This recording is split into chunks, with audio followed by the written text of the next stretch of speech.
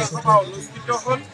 UPPL দলৰ প্ৰাৰ্থী কিৰণ Basumatary মেঘদৰচিনত vote দিবৰ বাবে মই ৰাইজক আহ্বান জনাইছোঁ আৰু মই নিশ্চিত যে আমি বিজয়ী হ'ম।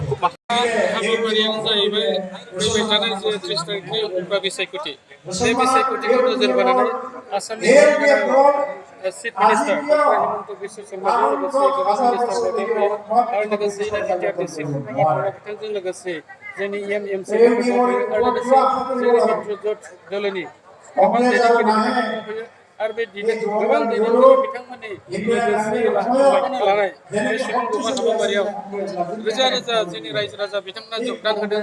दिनै गाज्रि बोथोर अखा हादों थेवब्लाबो बेफोरखौ नेवसिनानै बिथांमोना ज' फैनानै जोंनि मित्रजोट दोलोखौ आरो लोगोसे आंखौ हेफाजाब होनो थाखाय आरो फैबाय थानाय समाव भटदान खालामनो थाखाय बिथांमोना फैदों। दा बे गासैखौ नोजोर बोनानै दिनैनि तारिखआव आं बुंनो हायो जे जोंनि मित्रजोटनि आङो सासे बिजाथि हिसाबै फैबाय थानाय जे 30 तारिखआव बेवहाय मोनसे बिसायख'थि जागोन आरो 2 तारिखआव जोङो रिजाल्ट जागोन। बे रिजाल्टनि सिगांनो दिनै गासैबो जोङो जेनाखि मोनसे परिबेस बेखौ नायनानै बुंनो हायो जे जोङो देरहाखाबाय। फैबाय थानाय जे बिधानसभा बिसायख'थि बे बिसायख'थियावहाय सारजों बबेबा हान्जाया फेक्टर जागोन नामा?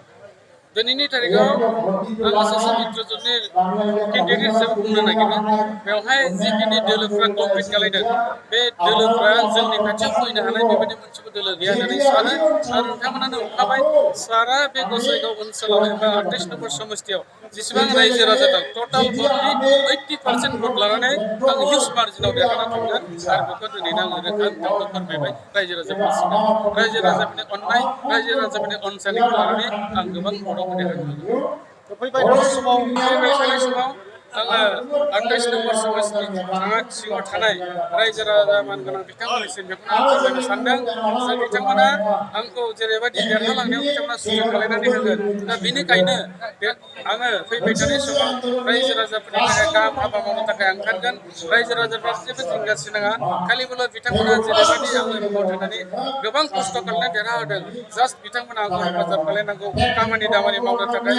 जोंनि बे समस्तियाव गोबां माखासे मावनो हायै खामानि दं। थांनाय गोबां बोसोराव जेरैबायदि मावनांगौ दङमोन मावफुंनो हायाखै बेखौ मोनसे उनाव मोनसे आसाम सरकार आरो जोंनि बिटिसि सरकारनि हेल्प लानानै आरो बिथांमोननो बुंथिनानै बिथांमोनखौ नोजोर बोनानै गोबां खामानिखौ आं मावनो हागोन आंहा फोथायनाय दं। मानो होननानै बुङोबा जोंनि मानगोनां डक्टर हिमन्त बिश्व शर्मा साराबो अलरेडि बुंबाय जे बे समस्तिनि जेसेबां जेंनाफोर दङ बिभिन्न जाथि गोष्ठीनि जे जेंनाफोर दङ बेखौ थाबैनो सुस्रांनाय जागोन आरो बे 5 बोसोर थानाय समावनो जों बेखौ गासिबो सुस्रांनो थाखाय बेबस्था लादों। गतिके आं जे खामानि मावनो हागोन बेवहाय आंहा 100% मोनसे फोथायनाय दं।